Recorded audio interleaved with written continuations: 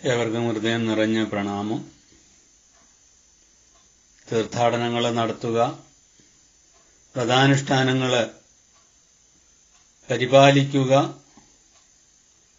പുണ്യതീർത്ഥങ്ങളിലും പുണ്യദിനങ്ങളിലും സത്പാത്രദാനം നടത്തുക തുടങ്ങി മനുഷ്യന്റെ മനഃശുദ്ധിക്കു വേണ്ടി നിരവധി കർമ്മങ്ങള്, നിരവധി ആചാരാനുഷ്ഠാനങ്ങള് മതത്തിന്റെ ഭാഗമായി വന്നിട്ടുണ്ട്. ശബരിമല തീർത്ഥാടനത്തിന്റെ ഒരു വേള കൂടിയാണല്ലോ.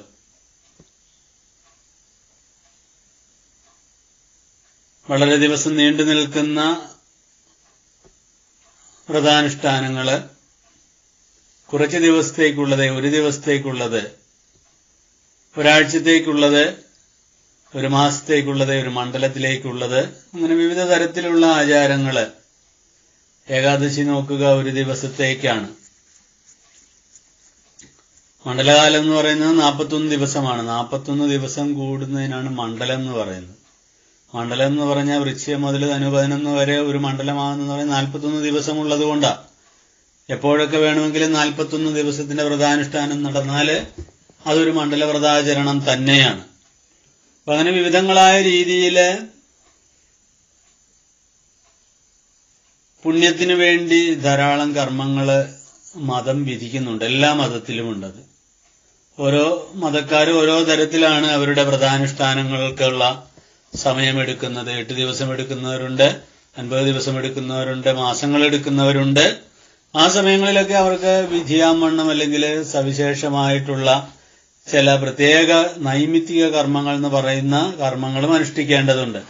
ശബരിമല തീർത്ഥാടകൻ ശരിക്കുമുള്ള തീർത്ഥാടകനാണെങ്കിൽ വൃശ്ചികം 1 വ്രതാനുഷ്ഠാനം എടുത്താൽ ധനു 11 തീയതി വരെയോ മകരവിളക്ക് വരെയോ ഒക്കെ ആ വ്രതാനുഷ്ഠാനങ്ങൾ നീളാം.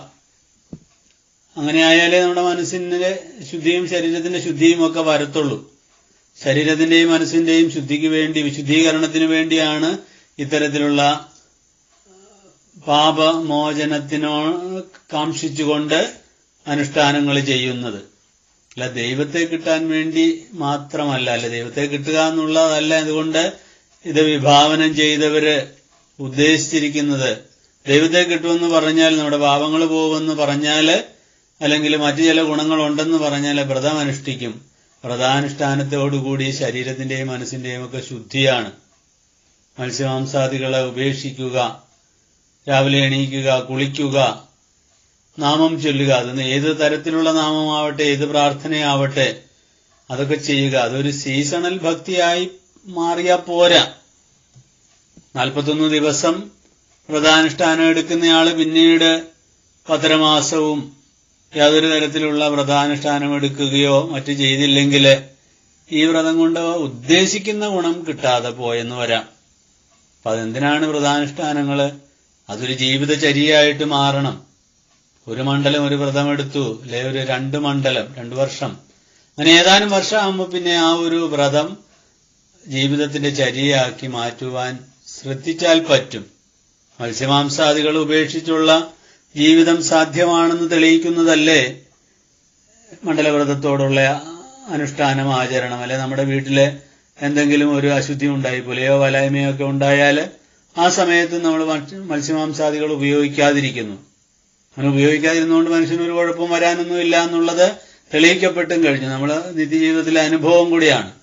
എന്നാലും പിന്നീട് ഇത് കഴിയുമ്പോൾ 41 കഴിഞ്ഞ് തിരിച്ചു വന്ന് മാല ഊരി കഴിഞ്ഞാൽ 41 ദിവസം കുടിക്കാതിരുന്ന മദ്യവും 41 ദിവസം കഴിക്കാതിരുന്ന മത്സ്യമാംസാദികളും ഏതാനും ദിവസം കൊണ്ട് കഴിച്ചു തീർത്താൽ ഈ വ്രതാനുഷ്ഠാനം എടുത്തത് കൊണ്ട് ഉണ്ടാവേണ്ട പൂർണ്ണ ഫലപ്രാപ്തി സംഭവിക്കാതെ പോകും.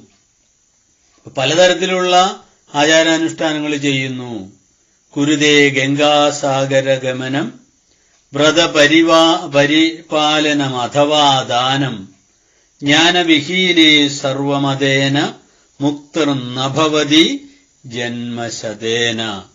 കുരുതേ ഗംഗാസാഗരഗമനം. ഗംഗാസാഗരഗമനം കുരുതേ. ഗംഗാസാഗരത്തിലേക്ക് ഒരു തീർത്ഥയാത്ര നടത്തുന്നു. ഗംഗാസാഗരം അത് ബംഗാളിലാണ്. ഗംഗാനദി സാഗരത്തോട് ചേരുന്നത്. സകരപുത്രന്മാർക്ക് പുണ്യം കിട്ടാൻ വേണ്ടി, അവരുടെ മോക്ഷത്തിനു വേണ്ടിയാണല്ലോ പിൻതലമുറക്കാരനായിട്ടുള്ള ഭാഗീരഥൻ തപസ് ചെയ്ത് സ്വർഗംഗയെ ഭൂമിയിലേക്ക് കൊണ്ടുവന്ന്, പാതാളം എന്ന് പറഞ്ഞാൽ ഏറ്റവും താഴേക്ക് പോകുന്നു എന്നുള്ള അർത്ഥത്തിൽ കണ്ടാൽ മതി. ഏറെ ഒഴുകി ബംഗാളില് ഇരുന്നയാളാണ് ഈ സകരൻ. ആ സകരന്റെ വംശത്തിലുള്ളവർക്ക് മോക്ഷം കിട്ടാൻ വേണ്ടിയാണല്ലോ ഗംഗാ നദിയെ അങ്ങോട്ടേക്ക് കൊണ്ടുവന്നത്. അതുകൊണ്ട് ഗംഗാസാഗരത്തില് ബലിതർപ്പണാദികൾ നടത്തിയാൽ പുണ്യമാണെന്ന് കരുതപ്പെടുന്നു. അങ്ങനെ പലതരത്തില് ഉള്ള വ്രതാനുഷ്ഠാനങ്ങള് ഈ മതത്തിന്റെ വ്യാവഹാരികതയോട്, അല്ലെ മതത്തിന്റെ അനുഷ്ഠാനങ്ങളോട് ചേർന്നുണ്ടെന്ന് പറഞ്ഞല്ലോ. അങ്ങനെ ഒരു കാര്യമാണ് ഗംഗാസാഗരഗമനം നടത്തുക. കുരുതേ ഗംഗാസാഗരഗമനം, ഗംഗാസാഗരത്തിലേക്ക് തീർത്ഥാടനം പോകുന്നു. വ്രതപരിപാലനം നടത്തുന്നു, വ്രതാനുഷ്ഠാനങ്ങൾ ചെയ്യുന്നു. അഥവാ ദാനം, പുണ്യദിനങ്ങളിലെ ദാനം നടത്തുന്നു, ദാനധർമാദികൾ നടത്തുന്നു. ഏകാദശിക്ക് മണ്ഡലവ്രതത്തോടനുബന്ധിച്ച് തീർത്ഥാടനം പോകുമ്പോഴൊക്കെ ആളുകൾക്ക് പണവും ഭക്ഷണവും ഒക്കെ ദാനം ചെയ്യുന്നു. ഇതൊക്കെ ചെയ്യുന്നുണ്ട്. പക്ഷെ ഇതൊക്കെ ചെയ്താലും അവൻ എന്താണ് ചെയ്യുന്നതെന്ന് അറിഞ്ഞു ചെയ്തില്ലെങ്കിൽ അതുകൊണ്ട് വലിയ കാര്യമൊന്നുമില്ലെന്ന് പറയാം. ജ്ഞാനവിഹീനെ സർവമതേന, ഈ കാണുന്നതെല്ലാം അറിവില്ലാതെയാണ് ചെയ്യുന്നതെങ്കിലോ മുക്തർന്നഭവതി ജന്മശതേന, ഇവൻ നൂറുകണക്കിന് വർഷങ്ങളോ ജന്മങ്ങളിലോ ഒക്കെ ഇത്തരം കർമ്മങ്ങൾ ചെയ്താലും അവന് ഇത് മോക്ഷം കൊടുക്കുന്നില്ല, ബന്ധനത്തിലേക്ക് നയിക്കുക തന്നെ ചെയ്യുന്നു. അതുകൊണ്ട് ജ്ഞാനത്തോടുകൂടി എന്തും ചെയ്യാം. അല്ലെ, ഏത് കർമ്മം ചെയ്യുമ്പോഴും അത് എന്തിനാണെന്ന് അറിഞ്ഞു ചെയ്യണം. ഏതനുഷ്ഠാനമാണെങ്കിലും അതിന്റെ പിന്നിലുള്ള ശാസ്ത്രീയത മനസ്സിലായി, അതിന്റെ പിന്നിലുള്ള നന്മ മനസ്സിലാക്കി ചെയ്യണം. വെറുതെ അന്ധമായിട്ട് ചെയ്താല്, സ്വാമിയെ കണ്ട മോക്ഷം കിട്ടുമെന്നും പറഞ്ഞ് ശബരിമലയിലേക്ക് വെറുതെ അങ്ങനെ ഓടിപ്പോയാൽ പോരാ. ആരാണ് സ്വാമി, എന്താണ് സ്വാമിയുടെ തത്വം, എല്ലാം ഒരേ ഈശ്വര തത്വമാണെന്ന് പഠിപ്പിക്കുന്ന ഒരു വലിയ ആചാരാനുഷ്ഠാനത്തിന്റെ ഭാഗമാണ് ശബരിമല തീർത്ഥാടനം. ശബരിമലയ്ക്ക് പോകുന്ന ഒരു വ്യക്തി മണ്ഡലവ്രതമായി കഴിഞ്ഞാൽ, വ്രതാനുഷ്ഠാനങ്ങളുടെ ഭാഗമായിട്ട് മാല ധരിച്ചാല് പിന്നീട് അയാളെ സംബന്ധിച്ചിടത്തോളം എല്ലാം സ്വാമി തന്നെയാണ്. എന്ന് പറഞ്ഞാൽ എല്ലാം ഈശ്വരമയമാണ്. സർവം ഖലു ഇദം ബ്രഹ്മ എന്ന് പറയുന്ന രീതിയിൽ ഈ കാണുന്നതെല്ലാം ഈശ്വരനാണെന്ന് പഠിപ്പിക്കുന്ന, ഒരേ ഈശ്വരന്റെ വിവിധ ഭാവങ്ങളാണ് ഈ ലോകത്തിലുള്ളതെല്ലാം എന്ന് പഠിപ്പിക്കുന്ന ഒരു നല്ല അനുഷ്ഠാനത്തിന്റെ ഭാഗമാണ് ശബരിമല തീർത്ഥാടനം. അപ്പൊ അവിടെ പറയുകയാണ്, എന്തെടുത്താലും സ്വാമിയാണ്, എല്ലാവരെയും സ്വാമി എന്നാ വിളിക്കുന്നത്.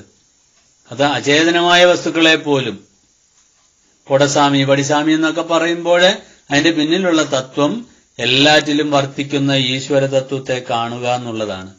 ഈ ഒരു ജ്ഞാനമില്ലാതെ, ഈ ഒരു അറിവില്ലാതെ ഗംഗാസാഗരഗമനം ചെയ്താലും, ശബരിമല തീർത്ഥാടനം നടത്തിയാലും, മറ്റു തീർത്ഥാടനങ്ങൾ നടത്തിയാലും, വ്രതപരിപാലനം ഉണ്ടായിരുന്നാലും, ഇനി വലിയ പേരിനും പെരുമയ്ക്കും വേണ്ടി ദാനമൊക്കെ ചെയ്താലും അതുകൊണ്ടൊന്നും വലിയ ഗുണം കിട്ടാൻ പോകുന്നില്ല. യഥാർത്ഥ ഗുണം കിട്ടുന്നില്ല. മുക്തി കിട്ടുക, മോചനം കിട്ടുക എന്നുള്ളതാണ് ഇതിന്റെ പ്രധാന ഉദ്ദേശം.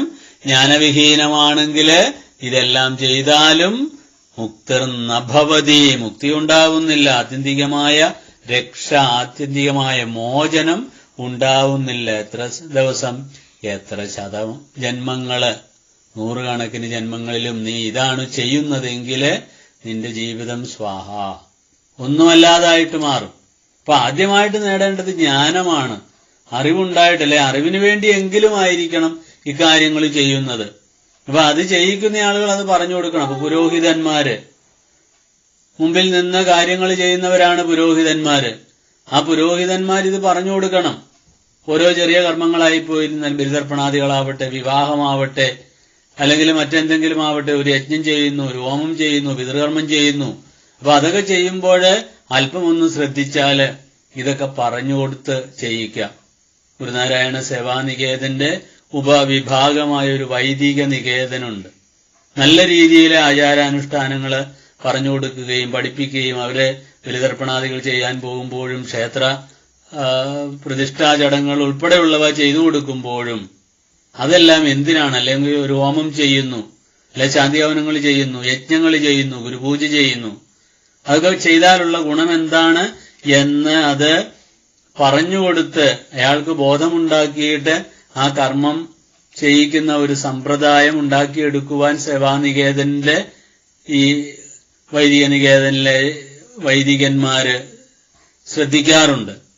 വൈദികൻ എന്ന് പറഞ്ഞാൽ വേദകർമ്മങ്ങൾ അല്ലെ വേദത്തെ അറിഞ്ഞവൻ. വൈദികൻ വേദജ്ഞാനി, വേദത്തെ അറിഞ്ഞവൻ.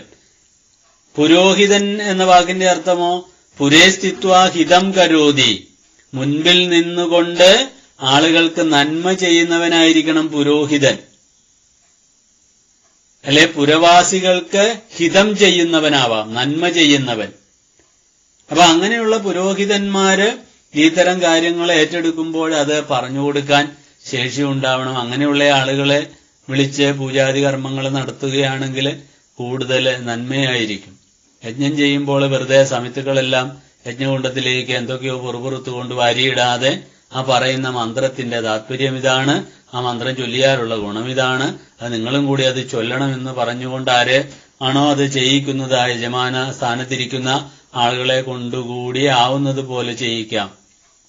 അപ്പൊ മന്ത്രങ്ങൾ പറഞ്ഞു കൊടുക്കാം, അർച്ചനകൾ ചെയ്യാം. ഇതൊക്കെ വൈദികൻ മാത്രം ഇന്ന് ചെയ്താൽ പോരാ, അത് അവരെ കൊണ്ടുകൂടി ചെയ്യിക്കുന്ന ഒരു സമ്പ്രദായം ഉണ്ടാക്കി എടുക്കാൻ നമുക്കൊക്കെ സാധിക്കും.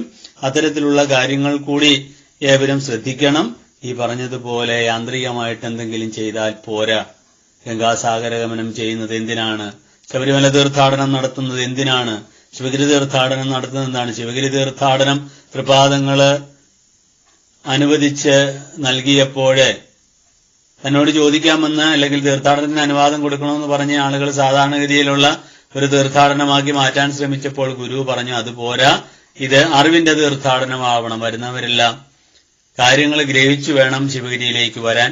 ശിവഗിരിയിൽ വന്ന് ഈ തീർത്ഥാടനത്തിൽ പങ്കെടുത്താലോ 3 ദിവസം അവിടെ നടക്കുന്ന കാര്യങ്ങളെല്ലാം ശ്രദ്ധയോടെ കേട്ട് അത് അനുഷ്ഠാനത്തിൽ കൊണ്ടുവരാൻ സാധിക്കണമെന്ന് അവിടുന്ന് കൽപ്പിക്കുകയുണ്ടായി. അതാണ് ഗുരുമാർഗം എന്ന് പറയുന്നത്. അങ്ങനെ അറിവുള്ള ജ്ഞാനത്തോടു കൂടിയവരായിട്ട് ജ്ഞാനവിഹീനന്മാരാവാതെ നല്ല രീതിയിൽ കാര്യങ്ങൾ നടത്തുവാനുള്ള പ്രാപ്തി ഗുരുകാരുണ്യത്താൽ ഏവർക്കും ഉണ്ടാവട്ടെ. നന്ദി.